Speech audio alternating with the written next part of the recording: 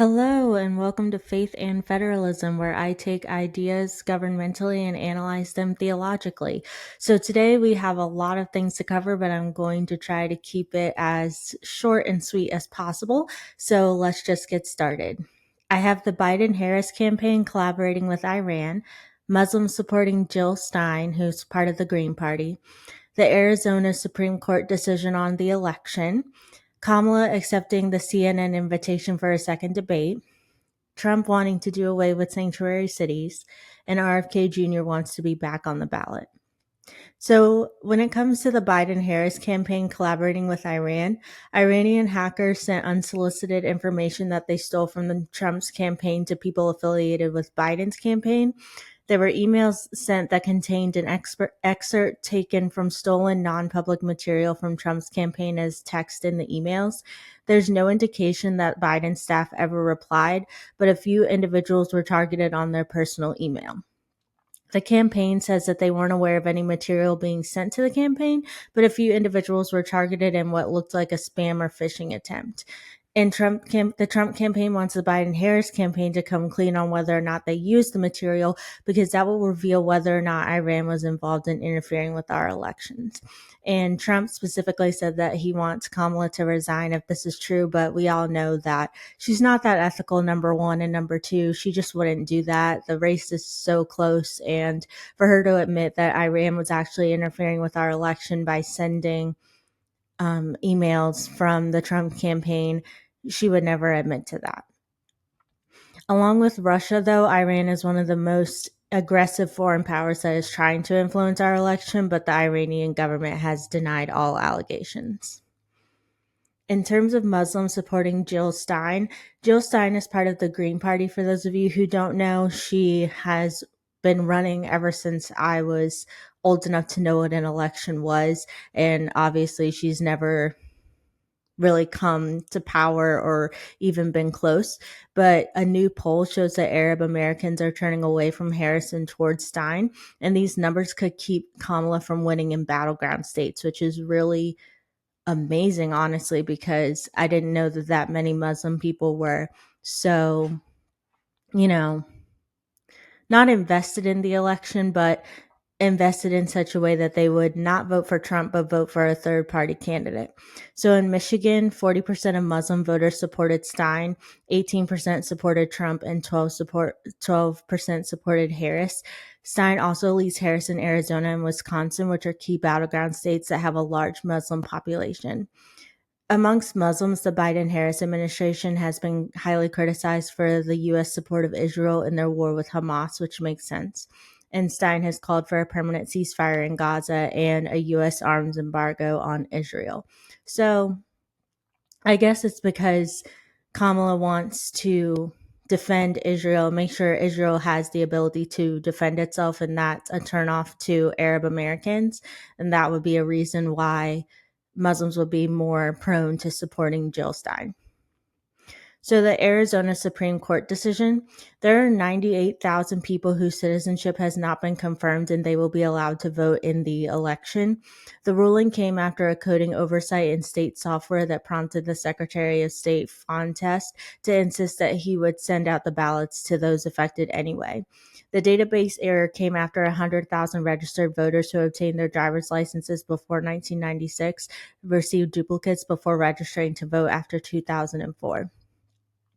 Secretary of State Fontes said it was basic road maintenance that showed them this issue, and Richard filed a special action to the Supreme Court because the registrants haven't satisfied Arizona's documented proof of citizenship law and can only vote a Fed-only ballot. The Arizona proof of citizenship law requires voters to prove their citizenship to participate in local and state races, and this is a result of Republicans pushing for stricter voting measures. That's not necessarily a bad thing. I mean, we have the SAVE Act, which is trying to be pushed into the spending bill at the end of the month.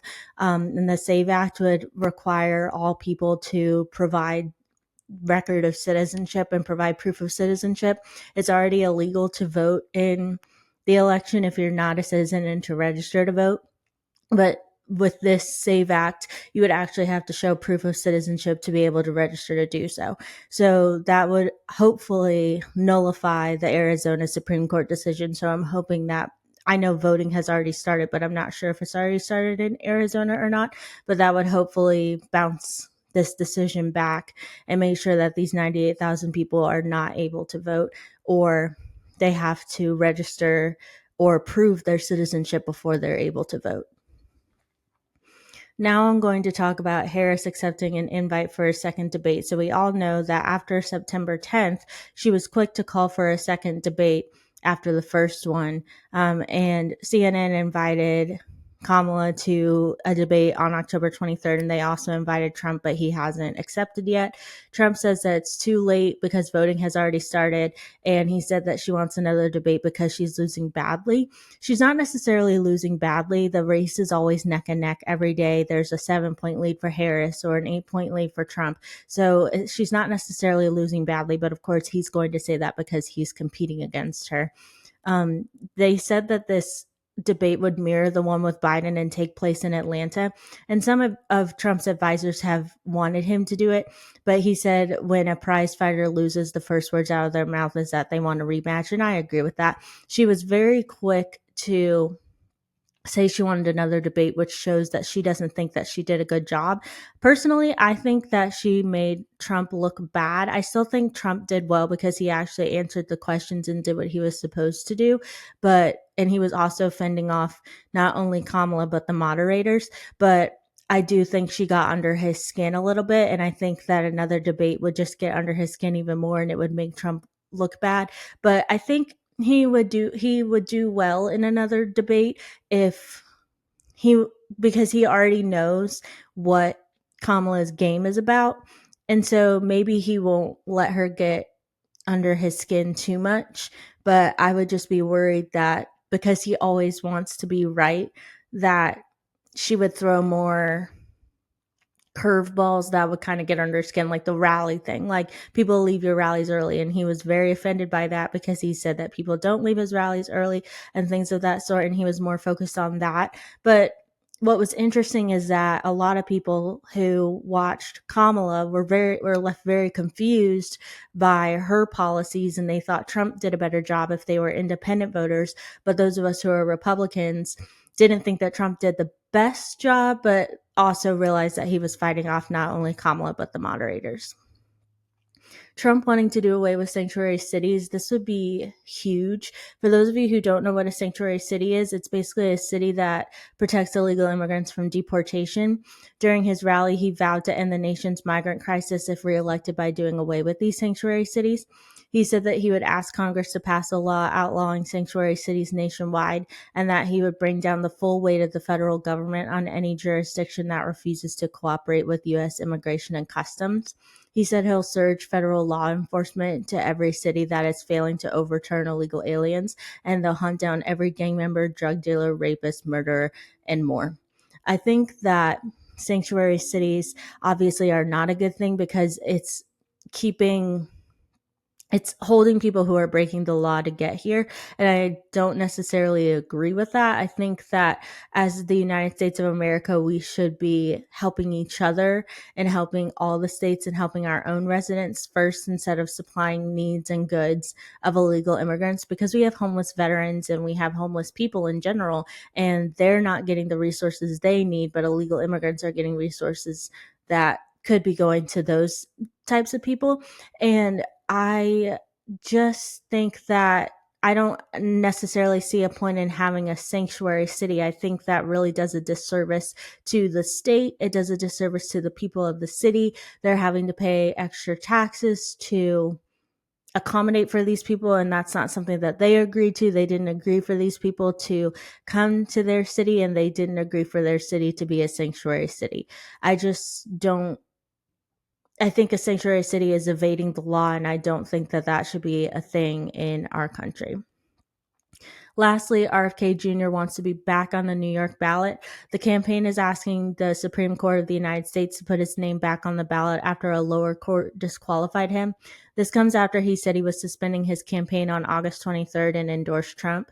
He has removed his name from most swing state ballots, but left his name on in some states. He wants to do this so that he can secure the presidency in a contingent election that would be in the hands of the House of Representatives in the event of an electoral college deadlock. The campaign says that Kennedy's campaign gathered more than the required number of signatures from New York voters, which is more than 100,000 signatures. And Kennedy argued that his supporters in the state have a constitutional right to have him placed on the ballot, whether he's campaigning for their vote or not. With this, I feel like he is just being wishy-washy, and he needs to make a decision on whether or not he wants to be on the ballot. He's already suspended his campaign. Now he's trying to get off the ballot in certain states. I understand that he's doing that to help Trump, which is very nice and all, but people have already printed their ballots and are getting ready. I mean, early voting in North Carolina is October 17th. They've already sent out, at least in this state, they've already sent out the absentee ballots for people to fill out and turn in. I know that North Carolina is not a state in which he's trying to get his name off the ballot anymore, but he did try to get his name off the ballot, and he did try to get his name off the ballot in Wisconsin and other states like that, and he wasn't able to. But I feel like at this point, it's a little bit too late to be doing that. And in a way, I think it's kind of cheating, because he's kind of assessing the situation and deciding whether or not he wants to be on the ballot in certain states. You're either on the ballot or you're off the ballot, in my opinion. I think what's done is done. And if he wants to be put on the ballot in New York, then he should have kept his name on the ballot and not petitioned for it to be taken off.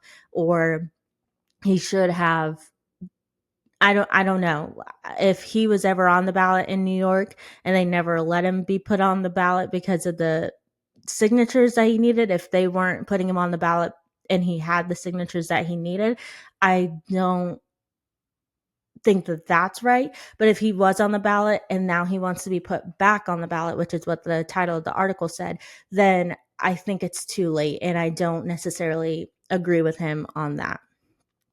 So how do we relate this all back to the gospel? Well, I always say the same thing about illegal immigration. So today I actually looked up some verses on what the Bible says about illegal immigration.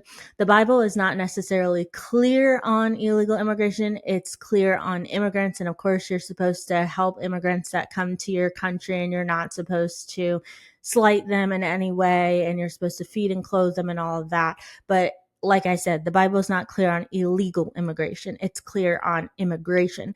And the Bible says that we are all subject under the law of the country. And so with that, that would mean that illegal immigrants are not subject under the law because they are violating a law and they're coming to this country illegally. So that would mean that we are not responsible for the feeding, clothing, and taking care of those immigrants, but the immigrants that come here legally. So that's all that I have to say for today. I would love it if you guys would give me a rating, if you would subscribe to my podcast, share it with your friends, because I would love to have more listeners, of course. I also love it if you'd follow me on Instagram at Faith and Federalism, subscribe to my YouTube at Faith and Federalism, and follow me on Twitter at Faith and Fed. And remember, when it comes to politics, faith comes first. I'll see you in my next episode.